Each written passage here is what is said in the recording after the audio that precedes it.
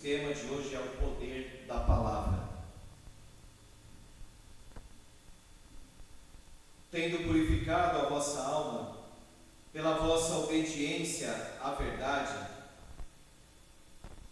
tendo em vista o amor fraternal não fingido, amai-vos de coração uns aos outros ardentemente. Pois fostes regenerados não de semente corruptível, mas de incorruptível, mediante a palavra de Deus, a qual vive e é permanente. Pois toda a carne é como a erva, e toda a sua glória como a flor da erva. Seca-se a erva e cai a sua flor. A palavra do Senhor, porém, permanece eternamente. Ora, esta é a palavra. Amém.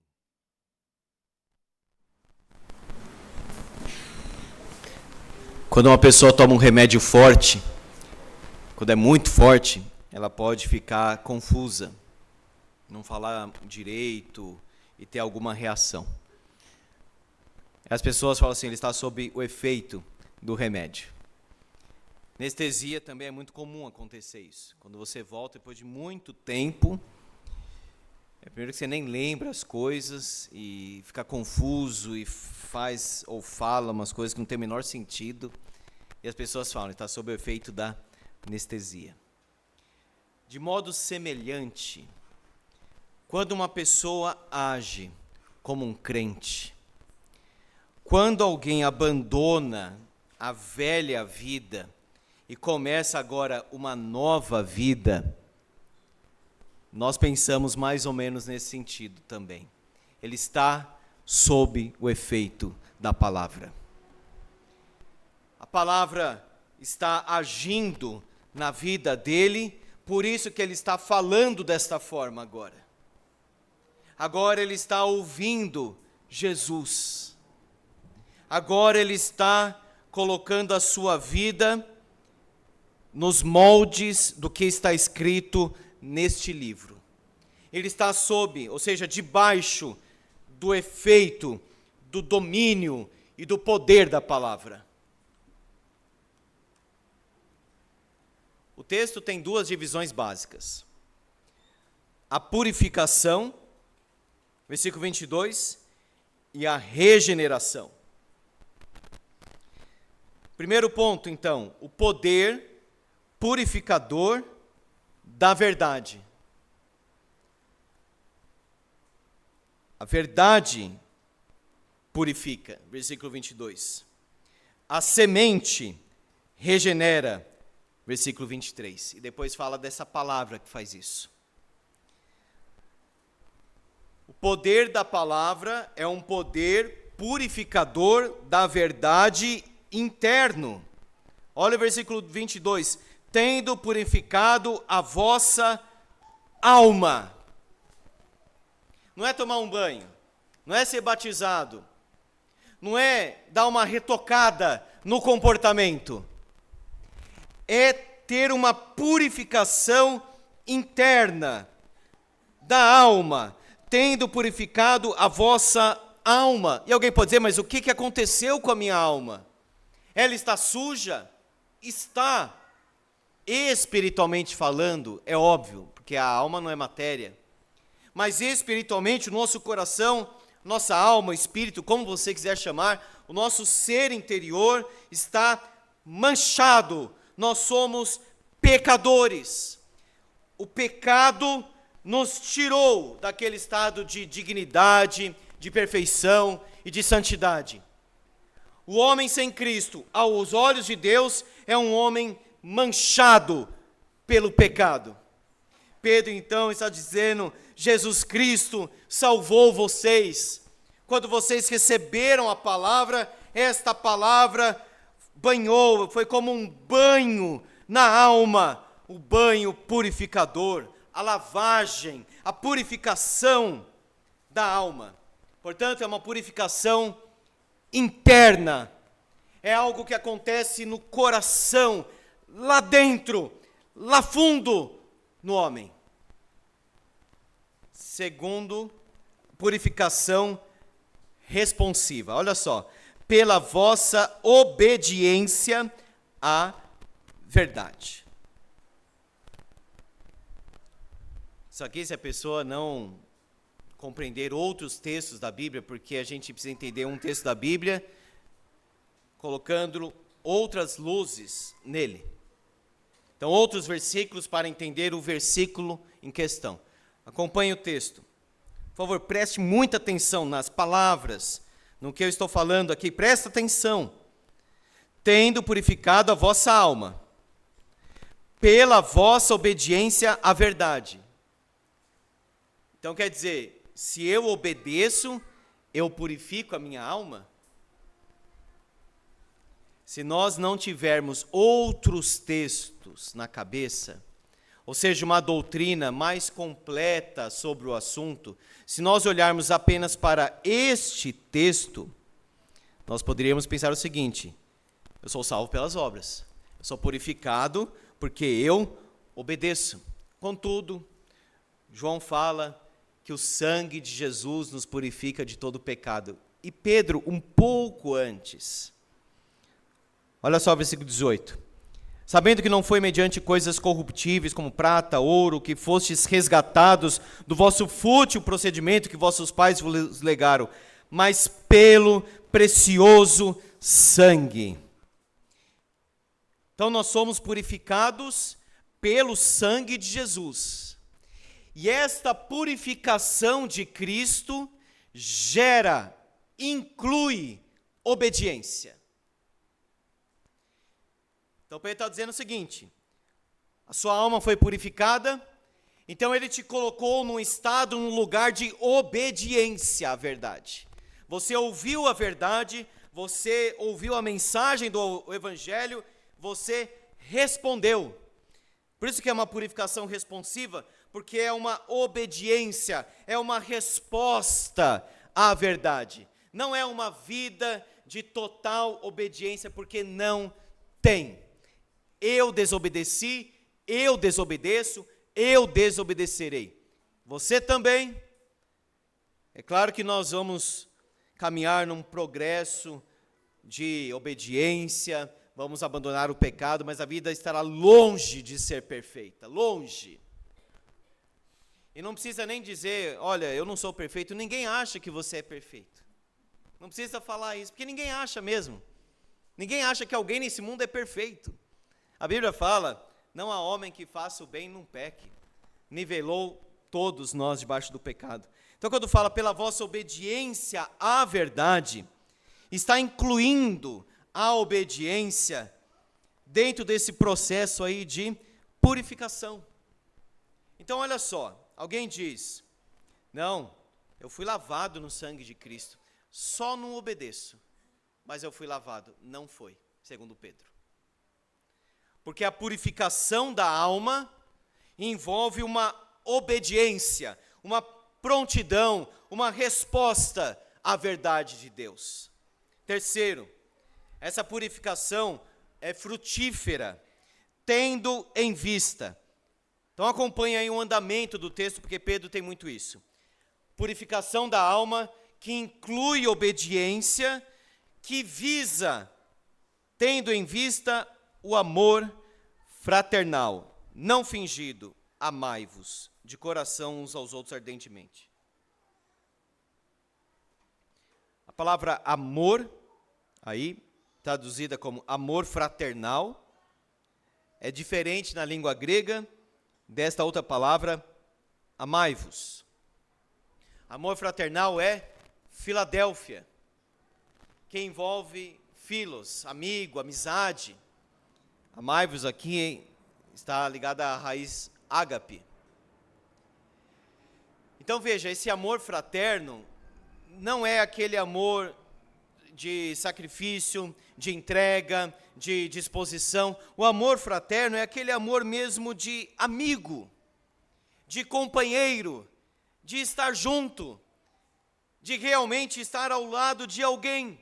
É o amor fraternal, não tem esse termo fraternidade, é isso. Quando nós somos purificados, quando nós obedecemos a Deus, Deus tem em vista este amor fraternal. Então não existe na vida cristã amar de longe. Não, eu amo, mas eu amo de longe. Não, só dá para amar perto. Só dá para amar conversando. Só dá para amar interagindo. Só dá para amar se preocupando com os irmãos, com o próximo, servindo. Eu amo, mas cada um na sua. Não, então não ama nada. Não é um amor fraternal. Sabe o que é um amor fraternal? Tomar uma refeição junto, lavar os pés dos discípulos. Amor fraternal é realmente se preocupar. Aquele irmão precisa de alguma coisa. Por que aquele irmão não veio? O que eu posso fazer nesta vida para servir os meus irmãos? Amor fraternal. O amor fraternal é receptivo e não afasta as pessoas com grosseria, cara feia, excesso de crítica e etc. Isso é o contrário do amor fraternal. O amor fraternal é o amor de irmão, de amigo, que abraça, que inclui, que recebe. Amor fraternal. Filadélfia. Seja então um amigo das pessoas. Não seja uma pessoa chata, carrancuda. Sabe quem era carrancudo na Bíblia? Caim. Quando fala que o seu semblante se fechou, é porque ele ficou assim carrancudo, fechado. Você olhava para ele e já via um demônio na face dele. Não, seja uma pessoa mais receptiva, mais comunicativa. Eu não sou assim. Seja, simplesmente fala para Deus que você quer ser, e assim Deus te fará. Não fica pensando se é o seu temperamento, não é, onde você cresceu, o que você faz, o que você não faz. Peça para Deus te fazer uma pessoa que conversa com os outros, uma pessoa que é social, uma pessoa que é fraterna, amor fraternal. Segundo, amor sincero, não fingido. Meus irmãos, é complicado o amor hipócrita. Deus vê tudo. Deus vê. Amar com sinceridade, porque já não seria um amor fraternal. Amor sincero. Não fale mal dos outros pelas costas. Na frente do outro abraça. Quando dá as costas, acaba com o outro. Não faça isso. Não seja assim. Seja sincero. Agora aqui tem uma questão que nós precisamos corrigir. Às vezes as pessoas falam assim: não, eu não me dou bem com aquela pessoa, então eu não vou cumprimentar. Primeiro eu vou tratar isso no meu coração. Aí quando eu estiver melhor, aí eu vou cumprimentar, porque eu não quero ser hipócrita. Mas não é assim que funciona, porque não é você que trata. Sabe o que Jesus fala para você? É o seguinte: ame os seus inimigos, cumprimenta se você gosta, se você não gosta. E enquanto você está cumprimentando aquela pessoa que você não gosta, Deus trabalha no seu coração. Não somos nós que esperamos um tempo, fazemos isso, calculamos, uma terapia e tantas outras coisas. Não, vá em direção em quem você gosta, quem você não ama, e ajuda. Como Deus disse para Oséias: Oséias, ama quem não te ama, que era Gomer, assim como eu amo o meu povo, apesar do que eles estão fazendo. Então não seja santo, justo, uma pessoa que se eleva acima dos outros, dizendo: não, esse aqui eu não vou amar. Ame de verdade, ame com profundidade, sem fingimento. Amai-vos de coração. Meus irmãos, quando nós temos o amor de Deus na nossa vida, nós não amamos pouco, não. Nós amamos com profundidade. Nós saímos de um egoísmo, de uma vida autocentrada, ignorante e bruta. Nós entramos agora num amor profundo, de coração. Quem é amado por Deus, ama. Quem não ama o próximo, é porque não ama a Deus. Amor comunitário, uns aos outros. Meus irmãos, a gente não pode escolher. Tem 100 pessoas, eu gosto de 10. Tem 50 pessoas, eu falo com 5. Os outros eu cumprimento, tudo bem? Não, uns aos outros, sem distinção. Sem acepção de pessoas, sem escolha, sem preferência. Ama. deixa o seu coração assim aberto para amar as pessoas. Ame. Demonstre amor. E não pense que esse congelamento das pessoas, esse distanciamento emocional vai servir para alguma coisa, não vai servir para nada. Sabe por quê? Deus não opera assim. Deus opera no amor, amor de coração, sem fingimento, o amor que Ele derrama. Deus não é Deus de confusão, é Deus de paz. E o fruto do Espírito encabeça dizendo amor. Amor comunitário. Então ame os irmãos. Ame os irmãos, se preocupe com os irmãos. Acompanhe a vida dos irmãos uns aos outros. E o último ponto aqui do amar é ardentemente.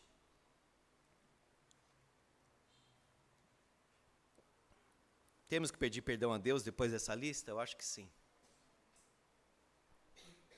Viu aí como deve ser o nosso amor? Não está falando do amor de Deus, não, está falando do meu amor e do seu. Amor fraternal, ser um amigo de verdade, que nem Davi e Jonatas. Fidelidade, compromisso com o outro. Sincero. Forte, amai-vos. De coração. Comunitário. E agora ardentemente. Sabe o que é ardentemente? Muito intenso. Muito. A mesma palavra na língua grega é usada lá em Lucas, capítulo 22, quando Jesus está orando no jardim do Getsemane. Olha onde foi usada, só 3 ocorrências no Novo Testamento. Lucas 22, Atos 12 e aqui. Em Lucas 22, quando Jesus estava orando, diz o texto, lá no Getsemane, estando em agonia, orava mais intensamente, essa é a palavra. Que foi muito bem traduzida aqui em 1 Pedro como ardentemente. Eu só estou dando outros exemplos para enriquecer a ideia que está aqui no autor. Você quer amar os irmãos? Que seja um amor intenso. Orava mais intensamente. É a mesma palavra que aparece com respeito à igreja orando. Havia oração incessante a Deus por parte da igreja a favor dele. Incessante é a mesma palavra no original. Então alguém pode dizer, é incessante, é ardentemente, é intensamente? Não, é essa ideia conjunta que você pega vendo vários textos. Um amor que não para, um amor profundo, um amor que cresce, um amor que não é como uma água de piscina, aquela piscina rasinha, não, é um amor muito profundo, intenso. O texto está falando que pelo poder da palavra, que purificou a nossa alma, Deus nos coloca nesse caminho de obediência, e o caminho da obediência é o caminho do amor.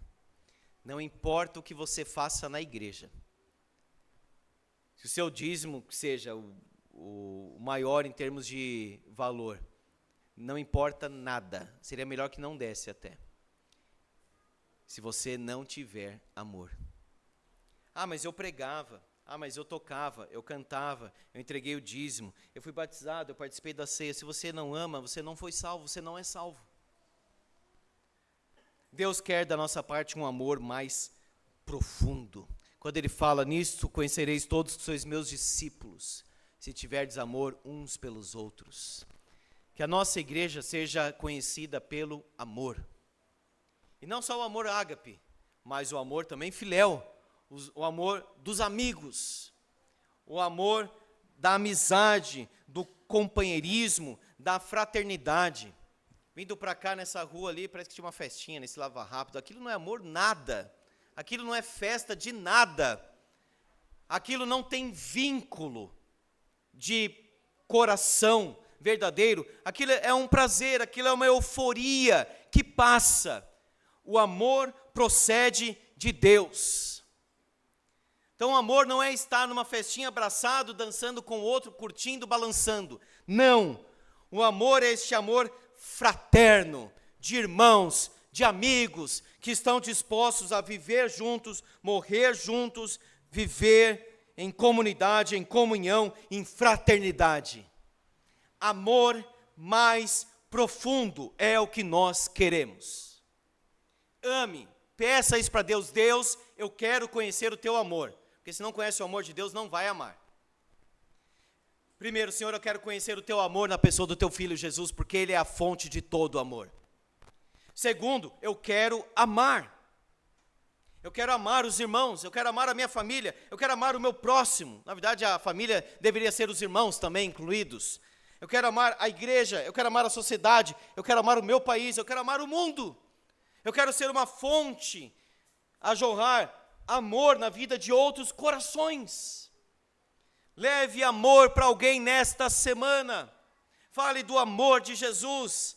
Ame os irmãos aqui na igreja. Não saia correndo disparado. Parece que está assustado. Encontrar alguém, se começar a conversar, vai contar problema. Eu não quero me comprometer com nada. Não, se comprometa. Conheça, interaja. Segundo, o poder da palavra é o poder que regenera. O poder regenerador da semente. Olha só, fostes regenerados. Versículo 22, tendo purificado a vossa alma. Versículo 23, pois fostes regenerados. Qual foi a semente que Deus colocou no nosso coração e trouxe vida? Foi a palavra. Aquele dia em que o pecador perdido ouviu a palavra, ou seja, ouviu Jesus falando. Semente incorruptível, ou seja, não perece.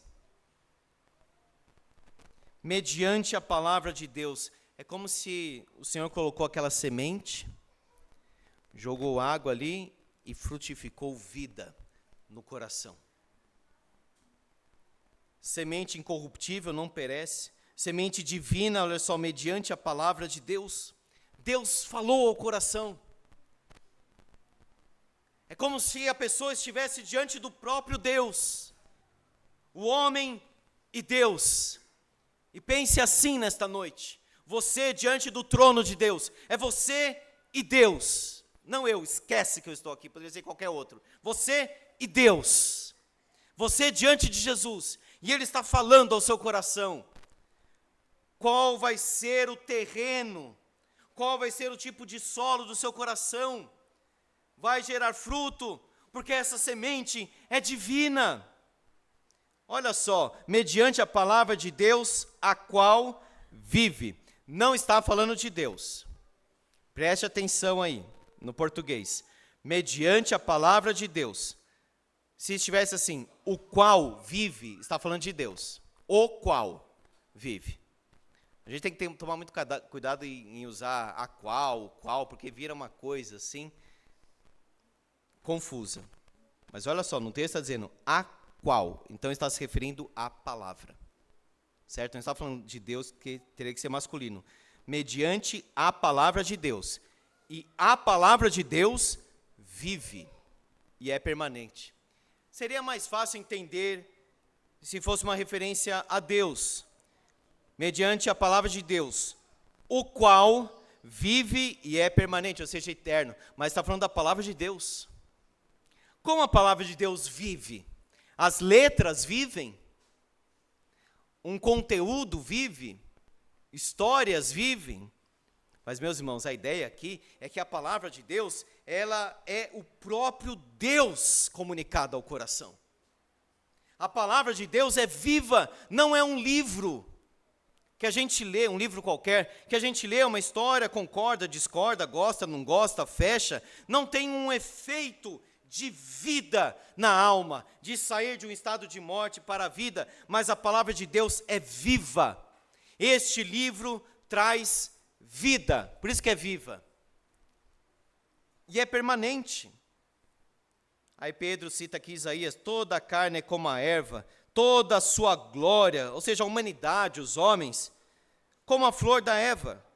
Seca-se a erva, cai a sua flor, a palavra do Senhor, porém, permanece eternamente. A humanidade cai, as pessoas morrem, aquela flor tão bonita, daqui a pouco não tem mais, murcha completamente, mas esta palavra permanece para sempre. É o poder da palavra. A palavra frutifica, a palavra gera obediência, a palavra gera amor no coração, coloca amor na vida da pessoa, faz daquela pessoa que odeia, que é destrutiva, que seja uma fonte de amor para tantas outras pessoas, e essa palavra regenera o coração, é uma semente. Essa palavra é viva, é fogo que arde nos ossos, como diz Jeremias. É uma espada que entra fundo no coração para curar, para vivificar. Quanto tempo você passa com a Bíblia? Quanto tempo você lê a Bíblia? Você esqueceu da palavra? Esqueceu daquele compromisso de ler a Bíblia 1 ano, 2, ou seja lá o que for? Esse livro aqui é vivificante, é transformador, é poderoso.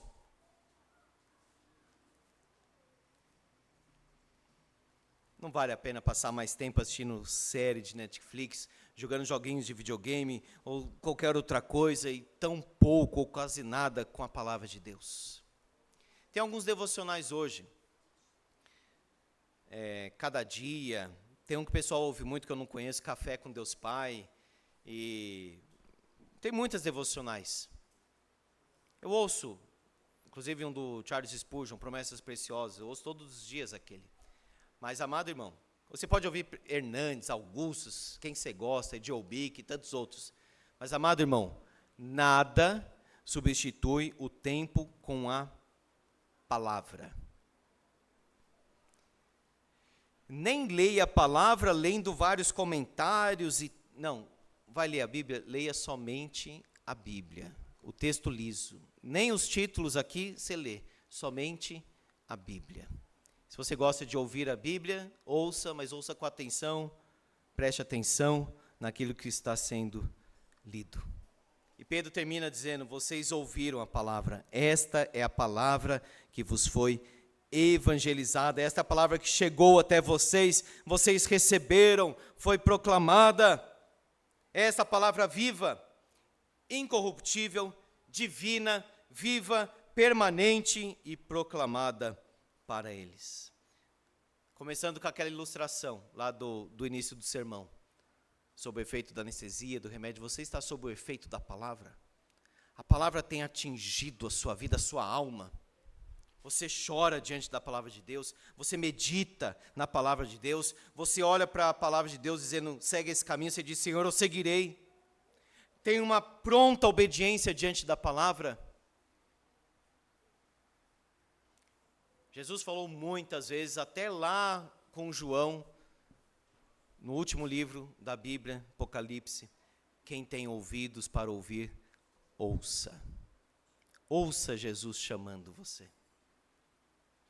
Ouça a palavra de Jesus dirigida ao seu coração, dizendo, vem encontrar descanso em mim. Ouça Jesus dizendo ao seu coração, à sua alma, de uma forma profunda. Não ouça com esses ouvidos aqui, ouça lá no íntimo. Jesus falando para você, entrega a sua vida para mim. Eu quero ser o teu Salvador, eu quero ser o teu Senhor. Entrega. Aquele que tem ouvidos para ouvir, ouça. Amém.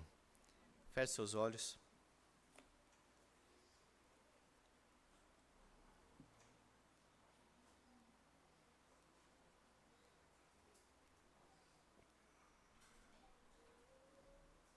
Entrega a sua vida para o Senhor. Fala, Senhor, eu